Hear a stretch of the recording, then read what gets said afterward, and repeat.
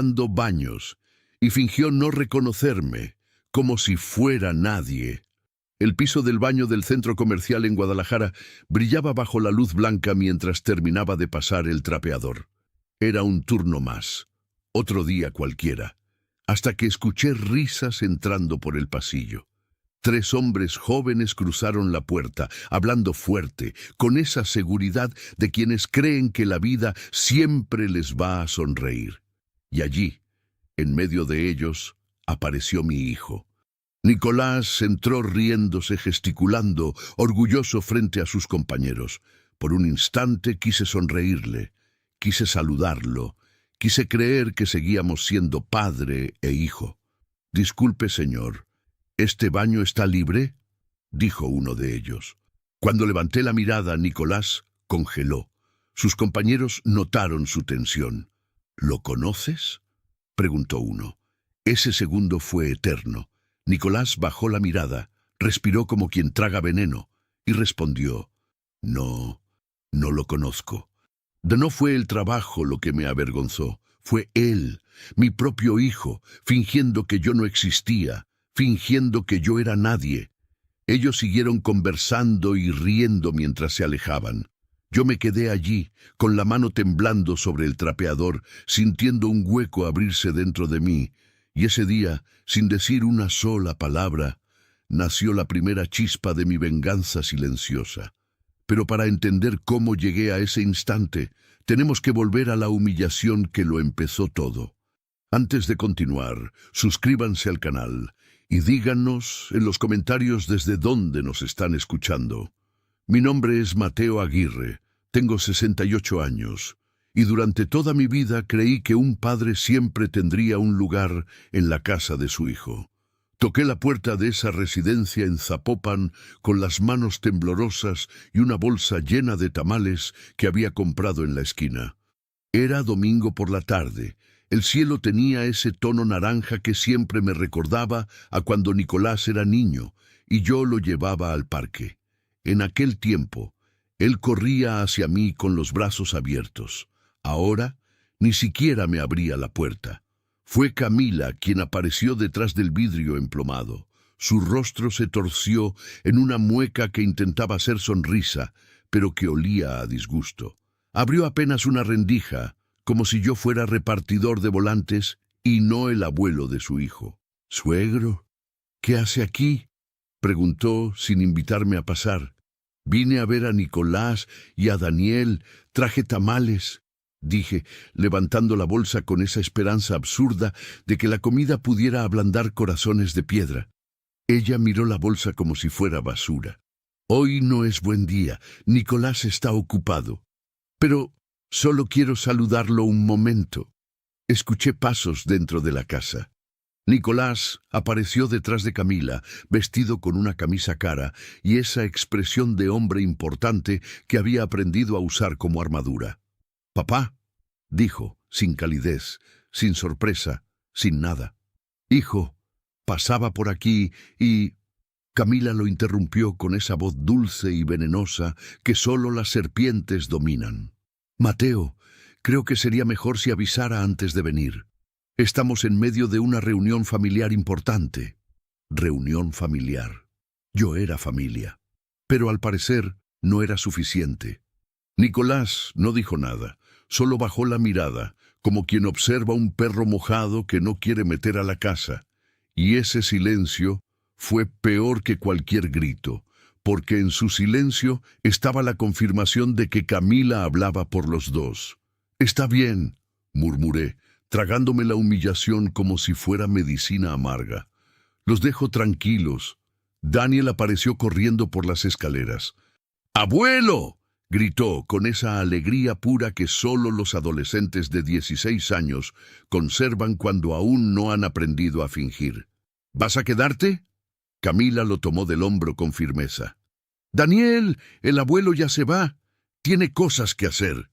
«Pero, ¿ya escuchaste?», cortó ella sin mirarme. Nicolás seguía allí de pie, con las manos en los bolsillos, sin mover un músculo. Y en ese momento, mientras veía a mi hijo convertido en sombra de su propia mujer, Entendí que algo se había roto para siempre. «Cuídate, papá», dijo Nicolás, como quien despide a un extraño. Caminé de regreso a la calle con los tamales todavía calientes en la bolsa.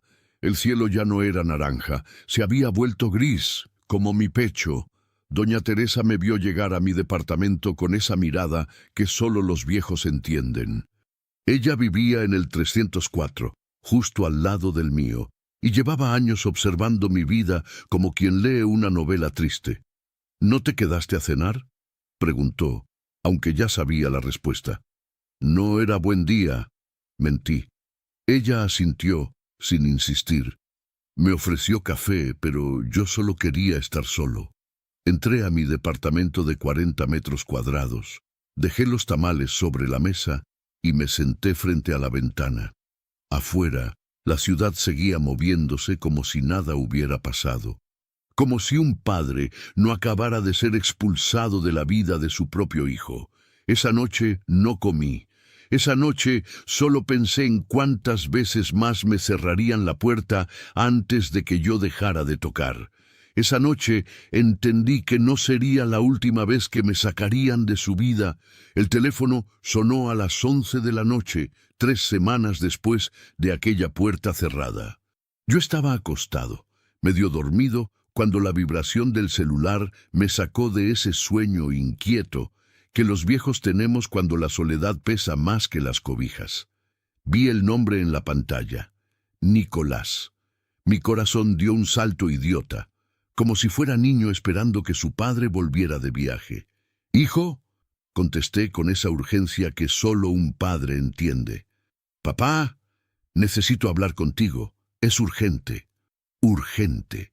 Esa palabra siempre significa problemas. Y cuando viene de un hijo que apenas te llama, significa dinero.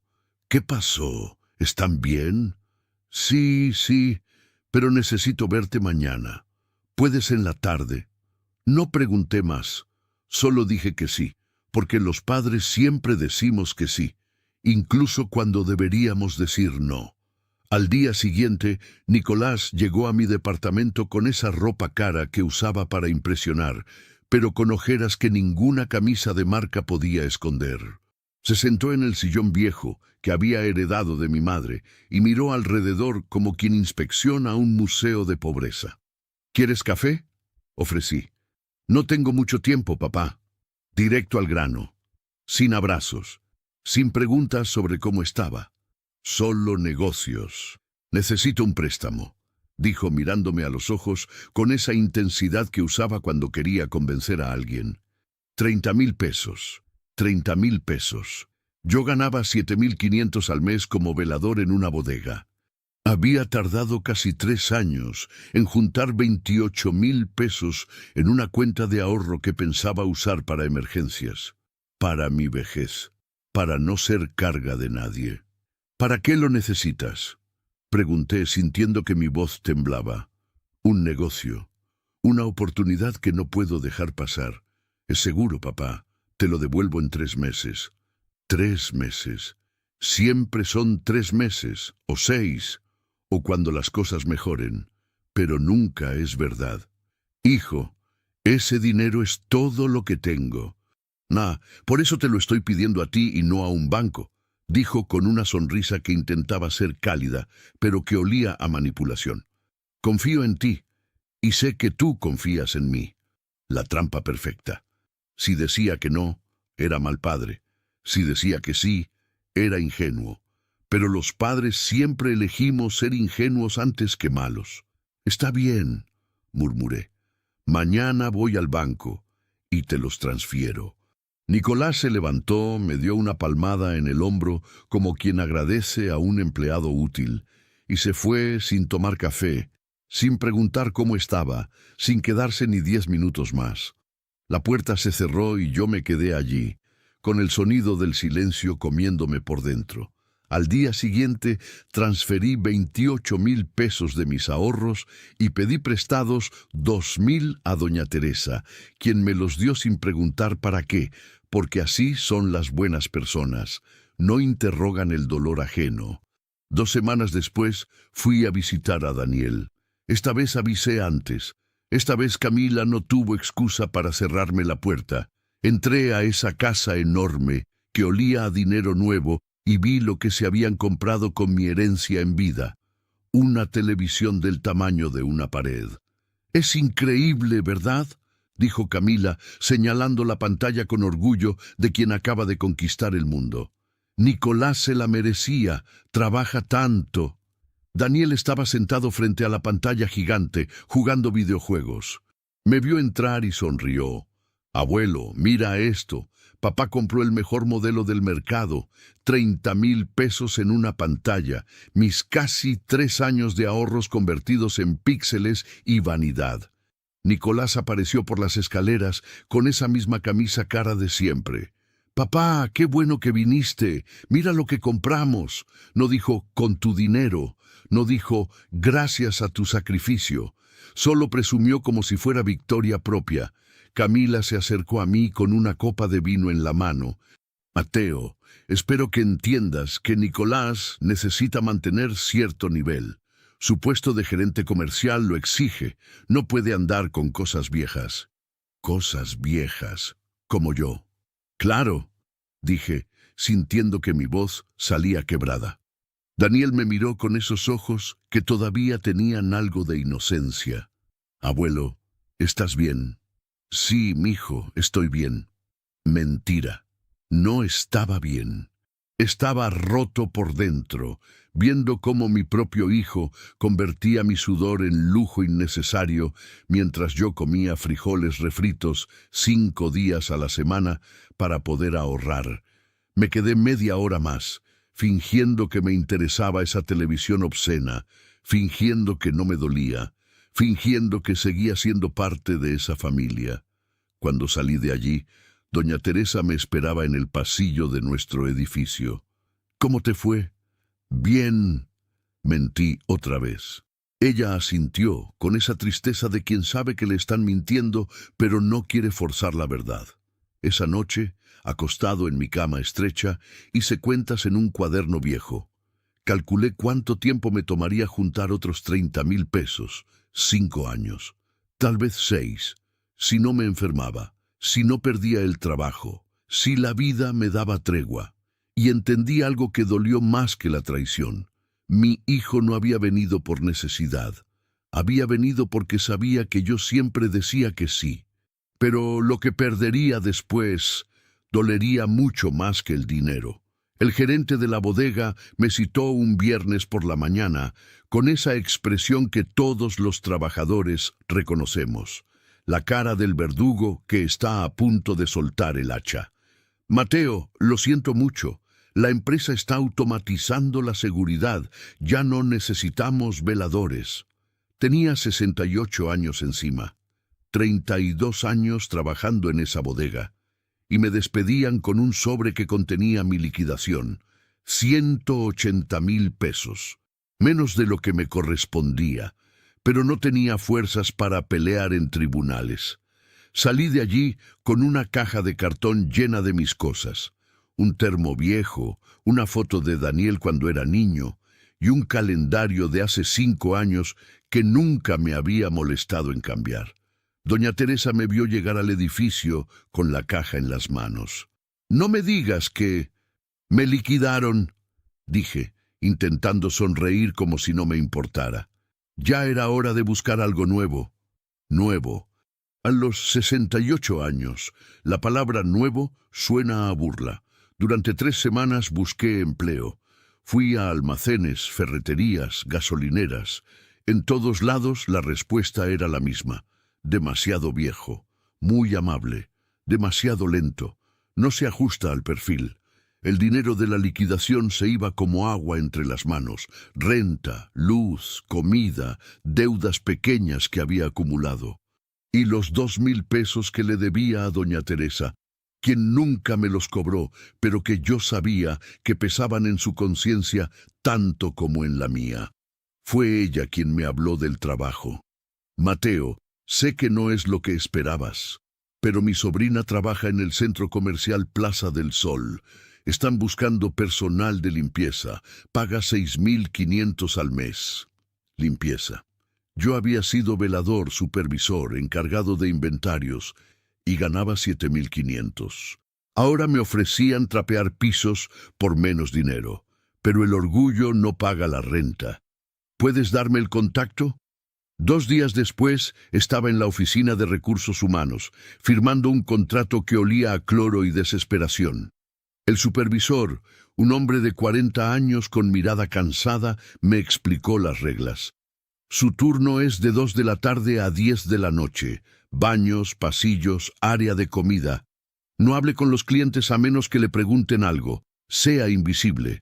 Invisible. Esa palabra me perseguiría durante meses. Mi primer día fue un martes. Me dieron un uniforme azul marino con un parche que decía Servicios Generales y un carrito lleno de productos de limpieza.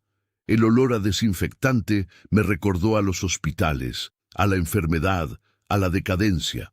Empecé por los baños del segundo piso. Había manchas en los espejos, papel tirado en el suelo y ese olor que solo los baños públicos tienen, una mezcla de jabón barato y humanidad descuidada. Me puse los guantes de goma y comencé a limpiar. Al principio, cada vez que alguien entraba, yo bajaba la mirada. No por vergüenza del trabajo, sino por miedo a que me reconocieran. Miedo a que algún viejo conocido me viera allí, de rodillas, tallando inodoros. Pero conforme pasaron los días, algo cambió dentro de mí. Descubrí que había dignidad en el trabajo honesto. Descubrí que nadie me juzgaba porque nadie me veía. Era invisible, sí, pero esa invisibilidad también era libertad.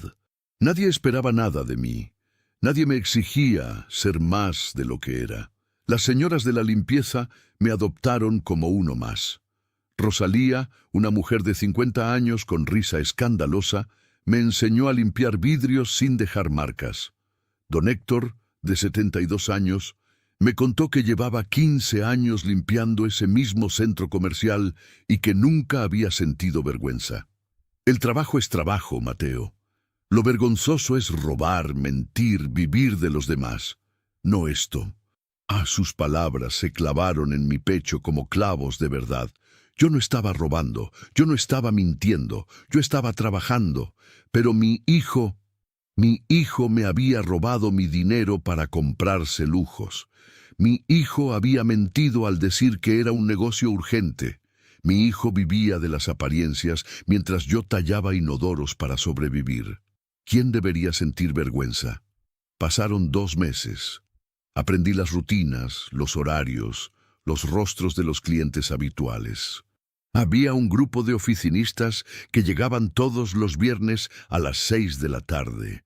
Había familias que venían los domingos con sus niños. Había parejas de novios que se besaban en las escaleras. Y yo seguía siendo invisible. Hasta que una tarde, mientras limpiaba el tercer piso, escuché voces conocidas acercándose por el pasillo. Risas masculinas, bromas de oficina. Esa confianza arrogante de los hombres jóvenes que creen que el mundo les pertenece. Me quedé paralizado, con el trapeador en la mano, sintiendo que el aire se volvía pesado. No podía ser. No aquí. No ahora.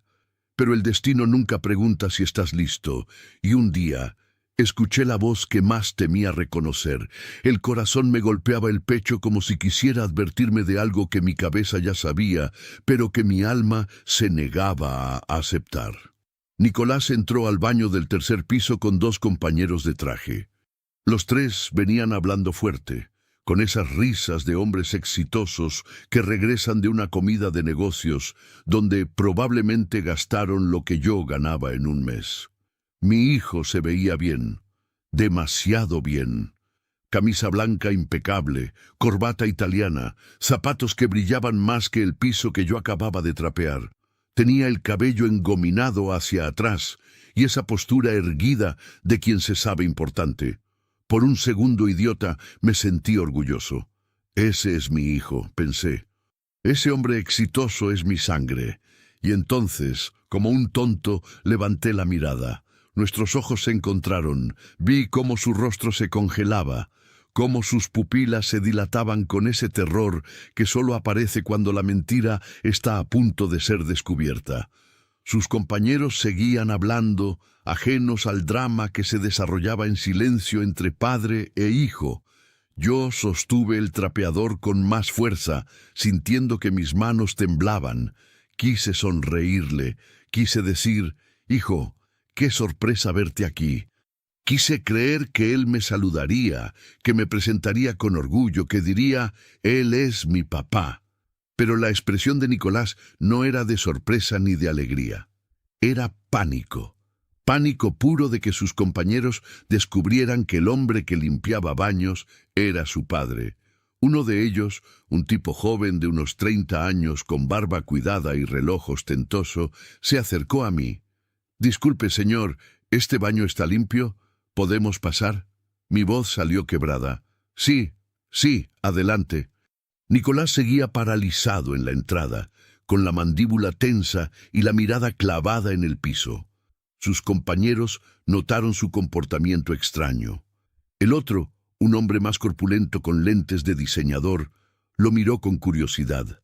«Nico, ¿estás bien?» Mi hijo tragó saliva. Yo lo vi tragar saliva.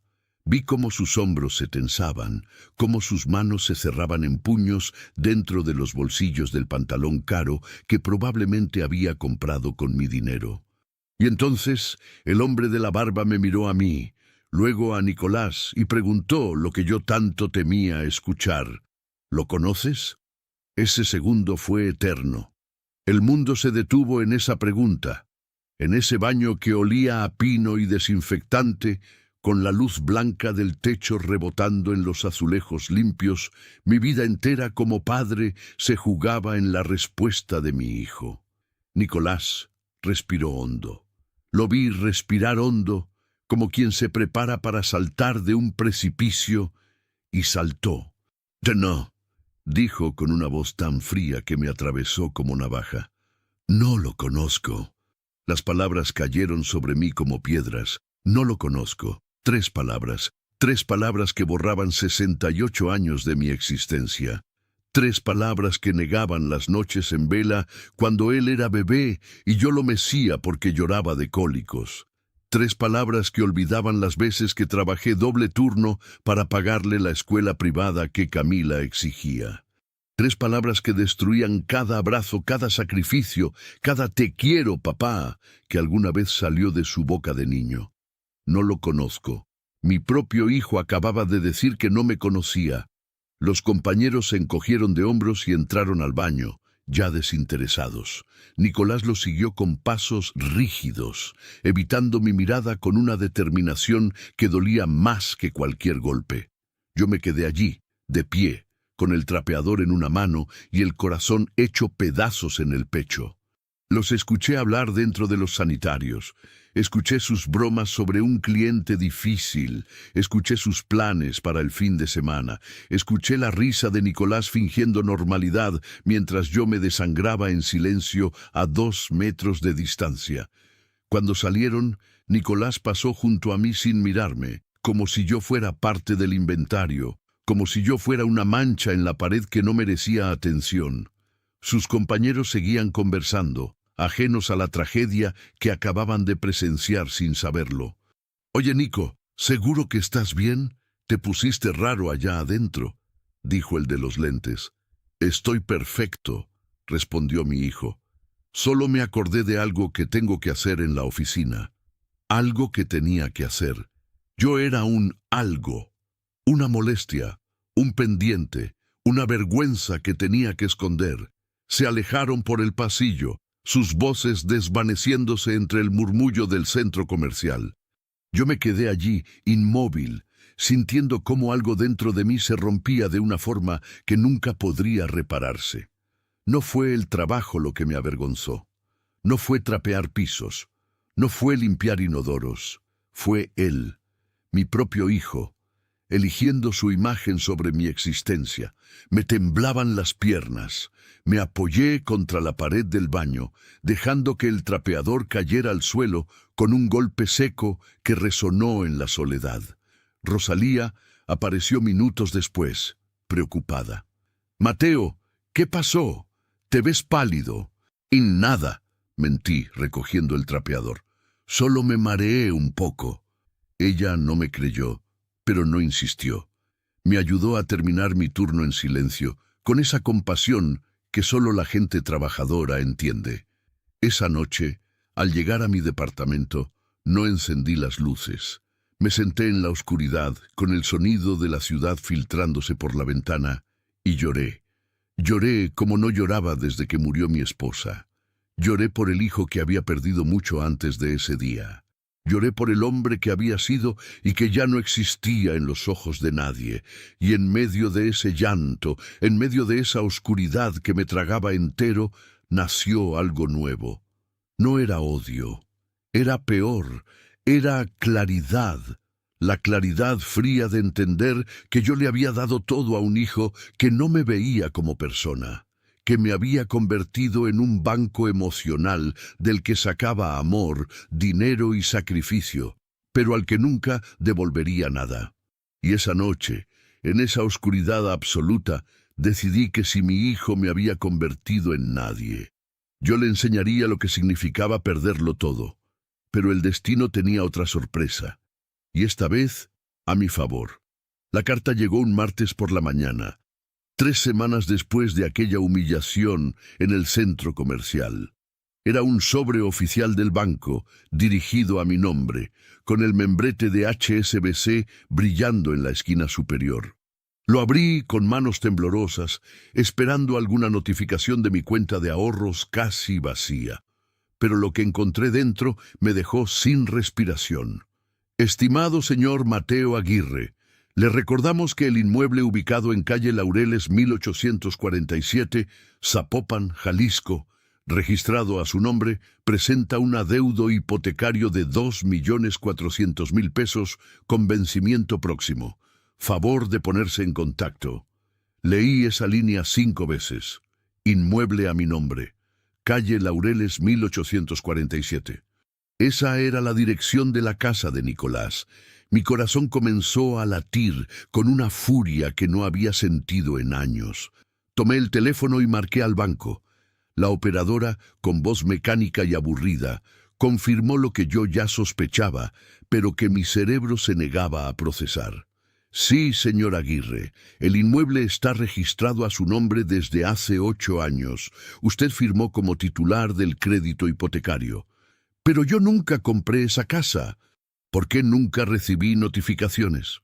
Según el contrato, la dirección fiscal registrada para correspondencia es calle Laureles 1847. Todos los avisos se enviaron allá. Por supuesto. Nicolás se había asegurado de que yo nunca me enterara. Todos los avisos del banco llegaban a su casa, no a mi departamento. Él interceptaba cada carta, cada notificación, cada advertencia, y yo, confiado e ingenuo, nunca sospeché nada. Y el adeudo, ¿de cuánto es exactamente? 2.400.000 pesos, con 3 meses de retraso. Si no se regulariza pronto, procederemos con la ejecución hipotecaria.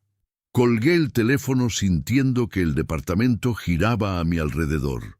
Nicolás había puesto la casa a mi nombre, había usado mi firma, mi crédito, mi vida entera como garantía para comprarse esa residencia ostentosa donde me cerraban la puerta. Y ahora, cuando no podía pagar, el banco venía por mí, no por él. Doña Teresa me encontró sentado en el pasillo del edificio, con la carta arrugada en las manos y la mirada perdida en el horizonte. «Mateo, ¿qué pasó?». Le mostré la carta. Ella la leyó en silencio y vi cómo su rostro se llenaba de esa rabia justa que solo los viejos honestos pueden sentir. «Ese desgraciado te usó. Es mi hijo. Es un ladrón», dijo ella, con una firmeza que me sorprendió. «Y tienes que defenderte, tienes que ir con un abogado». Abogado. Yo no tenía dinero para abogados. El dinero de la liquidación ya se había esfumado en 3 meses de renta, comida y deudas pequeñas. Si hubiera sabido de la hipoteca a tiempo, tal vez habría podido ayudar. pero para cuando lo descubrí ya no tenía cómo pagar 2.400.000 pesos. Pero doña Teresa conocía a alguien, su sobrino Javier, recién graduado, que aceptaba casos pro bono para ganar experiencia. Lo conocí al día siguiente en una cafetería cerca del centro. Era un muchacho de 30 años, delgado, con lentes gruesos, y esa hambre de justicia que solo los abogados jóvenes conservan antes de que el sistema los corrompa. Don Mateo, esto es fraude. Su hijo lo usó como prestanombre sin su consentimiento informado. Pero yo firmé. ¿Leyó lo que firmó? No. ¿Le explicaron que estaba adquiriendo una deuda de 2.400.000 pesos? No. Entonces hay dolo, hay manipulación, y podemos pelear esto. Javier revisó todos los documentos durante una semana. Investigó los movimientos bancarios, las fechas, las transferencias, y lo que descubrió fue peor de lo que yo imaginaba. Nicolás nunca había pagado consistentemente esa hipoteca. Había estado usando el dinero de sus ingresos para mantener apariencias, la televisión gigante, los trajes caros, las cenas en restaurantes de lujo. Pero la casa, mi casa, según los papeles, llevaba meses acumulando deuda. Y el banco, eventualmente, vendría a quitármela a mí. Don Mateo, usted tiene dos opciones, dijo Javier mirándome con seriedad. Puede dejar que el banco ejecute la hipoteca y perder su historial crediticio para siempre. O puede contraatacar. ¿Contraatacar cómo? La casa está a su nombre. Eso significa que usted es el dueño legal. Puedo negociar con el banco para reestructurar la deuda y evitar la ejecución inmediata. Mientras tanto, usted puede exigir que su hijo regularice los pagos o enfrente las consecuencias legales. Negociar con el banco, reestructurar la deuda. Esas palabras sonaban a salvavidas en medio del naufragio. ¿Y si el banco acepta? Entonces ganamos tiempo, y su hijo tendrá que decidir si asume su responsabilidad o pierde todo. Firmé los documentos esa misma tarde. Javier comenzó las negociaciones con el banco mientras preparaba la carta notarial para Nicolás. Una semana después, el banco aceptó reestructurar la deuda a cambio de pagos puntuales y un plan de regularización. La ejecución hipotecaria se detuvo temporalmente. La carta notarial salió al día siguiente, dirigida a Nicolás Aguirre Rosales, con copia para Camila, informándoles que el propietario legal del inmueble exigía la regularización inmediata de la deuda o enfrentaría las consecuencias legales correspondientes. Esa noche dormí mejor que en meses. No era venganza, era justicia. Era recuperar el control de una vida que me habían robado a pedazos. Y mientras miraba el techo de mi departamento, con el sonido de la ciudad respirando afuera, pensé en la cara que pondría Nicolás cuando recibiera esa carta. Pensé en su pánico, en su desesperación, en la misma humillación que yo había sentido cuando él me negó frente a sus amigos. Y por primera vez en meses sonreí. Y la primera grieta en su mundo perfecto no tardó en hacerse visible. El teléfono explotó con llamadas 3 días después de que la carta notarial llegara a su destino. Yo estaba en el centro comercial, limpiando el área de comida rápida, cuando sentí la vibración insistente en mi bolsillo. Miré la pantalla. Nicolás. Rechacé la llamada, volvió a marcar. Rechacé otra vez, y otra, y otra. 15 llamadas en 2 horas. Finalmente, dejó un mensaje de voz que escuché durante mi descanso, sentado en el cuarto de empleados con un café aguado entre las manos. Su voz temblaba de rabia contenida. «Papá, ¿qué demonios es esto? ¿Una carta del notario? ¿Estás loco? Llámame inmediatamente. Tenemos que hablar». Borré el mensaje. No teníamos nada que hablar. En los días siguientes, Nicolás intentó llamarme 3 veces más. Yo no contesté. Necesitaba que sintiera el mismo vacío que yo sentí cuando me negó frente a sus amigos. Necesitaba que entendiera que las acciones tienen consecuencias. Al 4.º día, llegó a mi trabajo. Rosalía me avisó que un hombre con traje me buscaba en la entrada de empleados. Salí y lo encontré allí, con esa camisa que ya no se veía tan impecable, con ojeras profundas y las manos temblando de una furia que intentaba controlar. «¿Qué significa esto, papá?». Me aventó la carta notarial al pecho. La atrapé en el aire sin inmutarme. «Significa que sé la verdad», dije con una calma que ni yo sabía que tenía. «Significa que ya no soy tu tonto». «¿De qué hablas? Esa casa es mía. Yo la compré. Con mi nombre, con mi crédito, sin mi consentimiento real». Nicolás miró alrededor, nervioso de que alguien nos escuchara. Bajó la voz, intentando sonar razonable. «Papá, fue un error administrativo. El banco se equivocó con los papeles, pero yo siempre he pagado». «¡Mentira!», lo interrumpí. «El banco me mostró los registros. Llevas meses pagando mal, y ahora deben 2.400.000 pesos». Su rostro se descompuso. La máscara de hombre exitoso se cayó a pedazos y lo que quedó fue un niño asustado que acababa de ser descubierto robando de la alcancía. «Papá, tuve problemas en el trabajo, gastos inesperados, pero ya lo voy a arreglar». «Entonces, arréglalo», dije. «Tienes el plazo que el abogado te dio. Después de eso, las consecuencias legales seguirán su curso». «¿Consecuencias legales?». Su voz subió una octava. «¿Me estás amenazando?». «Te estoy defendiendo», corregí, «porque legalmente esa casa es mía, y tú lo sabías desde el principio». Nicolás dio un paso hacia mí, con los puños cerrados. «No puedes hacerme esto. Soy tu hijo, y yo soy tu padre», respondí, sosteniéndole la mirada. «El mismo padre al que negaste frente a tus amigos, el mismo padre al que robaste 30.000 pesos para comprar una televisión, el mismo padre al que usaste como garantía sin preguntarle». Abrió la boca para responder, pero no le salieron palabras, porque no había defensa posible contra la verdad.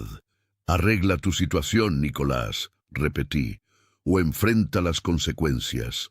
Me di la vuelta y regresé al trabajo, dejándolo allí de pie, derrotado, con la carta arrugada en las manos. La tormenta llegó a mi departamento esa misma noche. Camila tocó mi puerta con golpes frenéticos, histérica, gritando obscenidades que retumbaban en todo el pasillo. Doña Teresa salió de su departamento, lista para defenderme, pero yo le hice un gesto de que todo estaba bien. Abrí la puerta. Camila entró como huracán, con el rostro rojo de furia y lágrimas de cocodrilo corriendo por sus mejillas perfectamente maquilladas.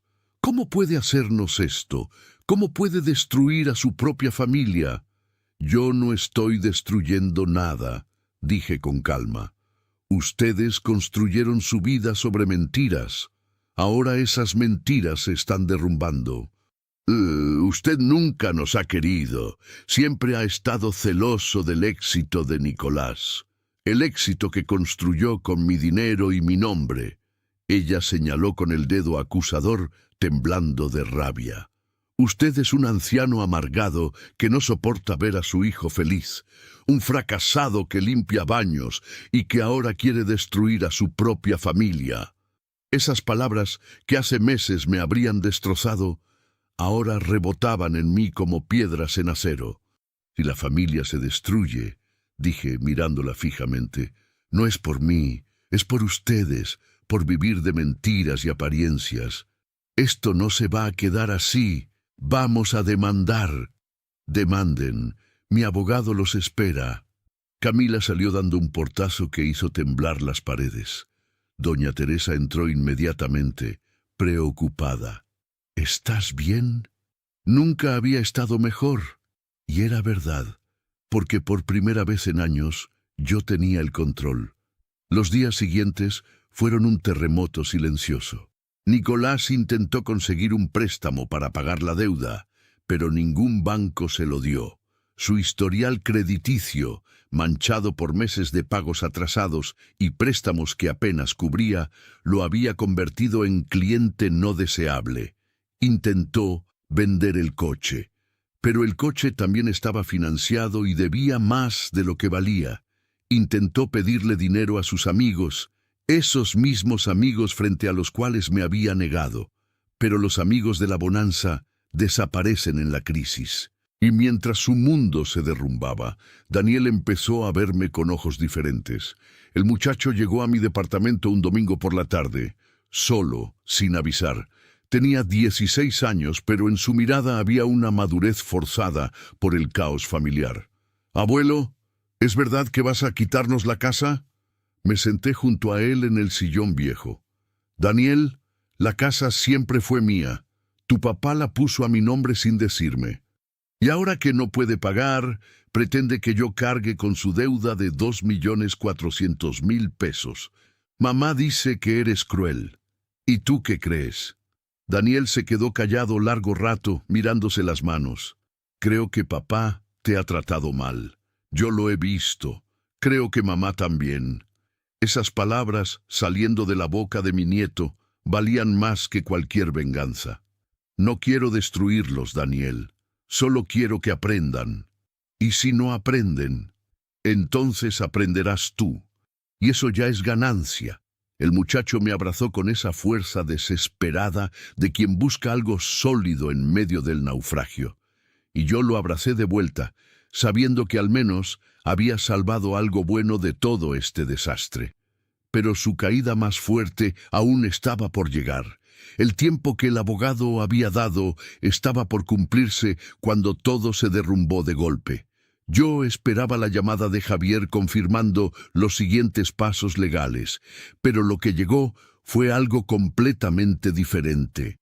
Daniel apareció en mi trabajo a media tarde, con los ojos hinchados de tanto llorar y una mochila cargada en la espalda. «Abuelo, ¿puedo quedarme contigo?» Lo supe antes de que me lo dijera. Todo se había derrumbado. Lo llevé al cuarto de empleados y le compré un refresco de la máquina. Se lo bebió en silencio mientras yo esperaba a que encontrara las palabras. «Papá perdió su trabajo», dijo finalmente con la voz quebrada. «Lo corrieron hace 2 semanas de su puesto como gerente comercial. Algo sobre inflar números de ventas y falsificar reportes para cobrar comisiones extras. No entendí todo, pero fue grave. Irregularidades, fraude. Mi hijo había mentido y robado no solo a su padre, sino también a su empresa. ¿Y tu mamá?» Daniel soltó una risa amarga, demasiado adulta para sus 16 años. «Se fue ayer. Dijo que no iba a vivir en la pobreza, que ella merecía algo mejor. Empacó sus maletas y se fue con su hermana a Monterrey. Camila, la mujer que había jurado amor eterno, ahora huía del barco hundiéndose, dejando a su propio hijo en medio del naufragio. ¿Y Nicolás? Está en la casa, solo, bebiendo. No ha salido de su cuarto en 2 días. Le pedí permiso a mi supervisor para salir temprano. Me lo dio sin preguntar porque don Héctor había visto al muchacho llorar y los trabajadores nos cuidamos entre nosotros. Llegamos al departamento y acomodé a Daniel en el sofá. «Vas a quedarte aquí todo el tiempo que necesites. ¿Y papá? Tu papá es adulto. Tomó sus decisiones. Ahora tiene que vivir con ellas. Pero esa noche no pude dormir. Por más que mi hijo me había lastimado, por más que me había negado y usado y robado, seguía siendo mi hijo. Y la imagen de él solo, destruido, bebiendo en esa casa vacía, me carcomía por dentro. A las 3 de la madrugada me levanté y le escribí un mensaje. «Nicolás, si necesitas hablar, sabes dónde estoy». No esperaba respuesta, pero a las 6 de la mañana, cuando el sol apenas comenzaba a romper la oscuridad, escuché los golpes. No eran golpes normales, eran puñetazos desesperados de alguien que se está ahogando y busca aire. Abrí la puerta. Nicolás estaba allí, destrozado de una forma que nunca había visto. Sin afeitar, con la camisa arrugada y manchada, con el olor a alcohol brotando de cada poro. Pero lo peor no era su apariencia, era su mirada, la mirada vacía de quien ha perdido todo y finalmente entiende que la caída fue culpa propia. «Papá», su voz se quebró. «Perdí todo». Se derrumbó en el umbral de la puerta, llorando como no lloraba desde que era niño. Esos sollozos profundos, sin vergüenza, sin máscaras, sin nada más que dolor puro. Lo ayudé a entrar y lo senté en el sofá donde Daniel dormía. Mi nieto se despertó, vio a su padre hecho pedazos y sin decir palabras se fue a mi cuarto para dejarnos solos. Le preparé café. Nos sentamos en silencio durante largo rato, con el sonido de la ciudad despertando afuera. «Me corrieron por hacer cosas que no debía hacer», dijo finalmente. «Inflé reportes de ventas, falsifiqué comisiones, mentí durante meses, pensé que nunca me iban a descubrir. Pero te descubrieron». «Sí». Otro silencio. Camila se fue. Dijo que yo era un perdedor, que ella no se casó conmigo para vivir así. Ella se casó contigo por el dinero. Ahora que no hay dinero, no hay Camila. Nicolás asintió, con lágrimas corriendo por su rostro sin control. El banco ya volvió a iniciar el proceso de ejecución hipotecaria. La reestructuración no alcanzó, y en unos meses perderemos la casa. Perderé todo. Perderás lo que construiste sobre mentiras. Levantó la mirada con miedo de que yo lo destruyera con esas palabras, pero lo que vio en mis ojos no era crueldad. Era algo más complejo, era justicia mezclada con tristeza. «Papá, sé que no tengo derecho a pedirte nada, sé lo que te hice, sé cómo te traté». «¿Lo sabes? ¿De verdad lo sabes?» «Sí», susurró. «Te negué frente a mis amigos, te robé tu dinero. Te usé como garantía sin preguntarte. Te traté como basura. Y ahora que lo perdiste todo, vienes a mí». «No vengo a pedirte nada», dijo limpiándose la cara con la manga. «Solo vengo a decirte que tenías razón, que fui un hijo terrible, que me avergüenzo de mí mismo». Sus palabras flotaron en el aire del departamento como confesión en iglesia vacía. «¿Sabes cuándo dolió más?», pregunté. «No fue cuando me cerraste la puerta. No fue cuando te gastaste mi dinero en lujos.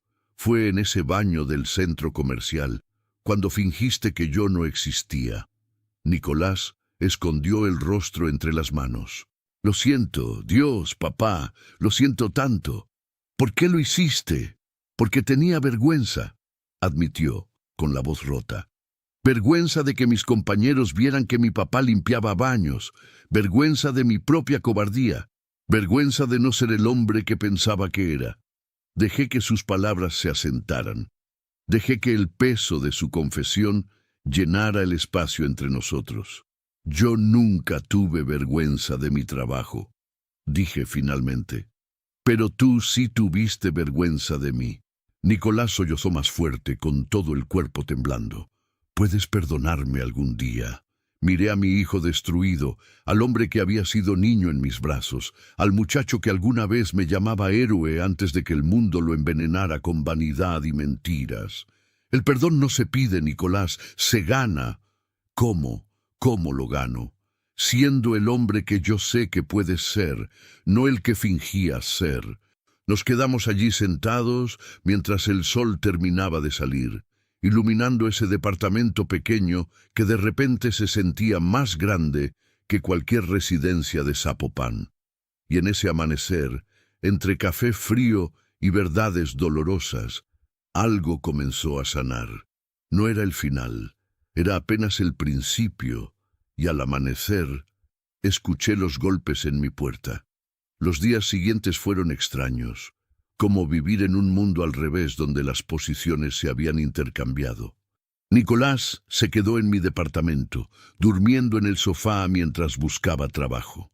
Daniel ocupaba mi cuarto, y yo dormía en un colchón inflable que doña Teresa me prestó. Éramos 3 generaciones de hombres Aguirre, apiñados en 40 metros cuadrados. compartiendo un baño, una cocina y un silencio que pesaba como plomo. Pero ese silencio no era incómodo, era necesario. Nicolás no hablaba mucho. Pasaba los días enviando currículums, yendo a entrevistas que no llegaban a ningún lado, regresando con la cabeza baja y la dignidad hecha pedazos. Yo lo veía transformarse de vuelta en el muchacho que alguna vez conocí, antes de que el dinero y Camila lo convirtieran en otra persona. Una tarde, mientras yo preparaba la cena con lo poco que había en la alacena, Nicolás se sentó en la mesa de la cocina y me observó en silencio. Yo pelaba papas, concentrado en la tarea cuando escuché su voz. ¿Cómo lo haces? ¿Cómo hago qué? Mantener la dignidad. Después de todo lo que te hice, después de perderlo todo, sigues siendo tú. Dejé el cuchillo sobre la tabla y me giré a mirarlo.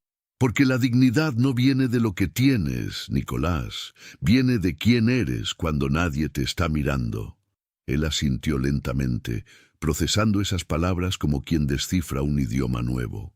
Yo creí que la dignidad era el coche, la casa, la ropa cara. Creí que mientras la gente me viera exitoso, yo era alguien. Y ahora que no te ven, ¿quién eres? Nicolás se quedó callado largo rato, con los ojos brillando de lágrimas contenidas. No lo sé. Entonces ese es tu trabajo. Descubrirlo. Esa noche, después de que Daniel se durmiera, saqué los papeles de la casa, la carta del banco, los documentos legales, todo lo que Javier había preparado para enfrentar la situación. Llamé a Nicolás a la mesa. Tenemos que hablar sobre la casa. Vi cómo se tensaba, preparándose para el golpe final. Lo sé, dijo. Tienes todo el derecho de hacer lo que quieras. Es tu casa legalmente. Sí, lo es. Respiró hondo. Solo te pido, si el banco se la queda, dame un tiempo para sacar las cosas de Daniel, sus libros, su ropa, sus recuerdos. Él no tiene la culpa de nada de esto. Empujé los papeles hacia él. La casa es tuya, Nicolás. Siempre lo fue en espíritu. Pero ahora será tuya bajo mis condiciones. ¿Qué condiciones? Primero, vas a pagarme cada peso de los 30.000 que te presté, no importa cuánto tardes, 5 años, 10 años, pero me lo vas a pagar, sin excusas. Asintió. Segundo, Daniel se queda aquí conmigo hasta que tú tengas un trabajo estable y puedas mantenerlo con dignidad, no con apariencias, con dignidad. Él seguirá yendo a la preparatoria desde aquí, aunque el trayecto sea más largo. Devolvió a asentir con lágrimas corriendo por su rostro. Tercero, vas a conseguir un trabajo honesto. No me importa si es limpiando baños, cargando cajas o barriendo calles. Vas a trabajar con las manos y vas a entender lo que significa ganarse la vida sin mentiras. Lo haré, te lo juro. Y cuarto, hice una pausa dejando que el peso de mis palabras tomara forma. Vas a aprender a mirarme a los ojos. Aunque esté trapeando pisos, aunque esté sucio, aunque la gente me ignore, me vas a mirar como si yo importara, porque importo. Nicolás se quebró. Lloró como no lloraba desde que era niño pequeño y se caía del columpio. Lloró con ese dolor profundo de quien finalmente entiende todo lo que perdió por orgullo y vanidad. Papá, yo no tuve vergüenza de mi trabajo. No, lo corregí con firmeza. Yo no tuve vergüenza de mi trabajo, pero tú sí tuviste vergüenza de mí. Las palabras cayeron como sentencia final. Nicolás ocultó el rostro entre las manos, sollozando sin control, con todo el cuerpo sacudido por el arrepentimiento, y yo lo dejé llorar, porque esas lágrimas eran necesarias, porque solo desde el fondo del pozo se puede empezar a subir. Cuando finalmente se calmó, me miró con ojos rojos e hinchados. ¿Por qué me das otra oportunidad? Porque soy tu padre. Y los padres no abandonan a sus hijos, incluso cuando los hijos los abandonen a ellos. Nos abrazamos. Fue un abrazo largo, de esos que reparan años de distancia, de esos que dicen sin palabras todo lo que las bocas no pueden expresar. Y en ese abrazo, en ese departamento pequeño que olía a papas hervidas y café barato, recuperé algo que creía perdido para siempre: a mi hijo. 2 meses después, Nicolás consiguió trabajo como almacenista en una ferretería. El sueldo era una fracción de lo que ganaba antes, pero llegaba a casa con las manos callosas y la conciencia limpia. Daniel floreció viviendo conmigo. Sacó mejores calificaciones, ayudaba con la limpieza y aprendió a cocinar. Seguía yendo a la preparatoria desde mi departamento, aunque el trayecto era más largo. Pero prefería el camino largo con estabilidad que la cercanía con el caos. La casa de Zapopan la rentamos.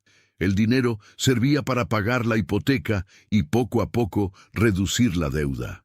Nicolás se mudó a un departamento modesto cerca de su trabajo, sin lujos, sin pretensiones. Solo un lugar honesto para un hombre que estaba aprendiendo a ser honesto consigo mismo. Y yo seguí limpiando baños en el centro comercial. Pero ahora, cuando Nicolás venía a visitarme al trabajo, me saludaba frente a quien fuera. Me presentaba con orgullo: él es mi papá, Mateo. Ya no era invisible, ya no era nadie. Era simplemente un padre que enseñó a su hijo la lección más dura: que el valor de un hombre no se mide en lo que tiene, sino en cómo trata a quienes lo dieron todo por él. Y ese día entendió quién era nadie de verdad. Gracias al canal Venganza con el Abuelo por permitirme contar lo que muchos callan. Si esta historia te tocó, suscríbete, activa la campanita y cuéntame en los comentarios: ¿tú qué harías frente a una traición familiar?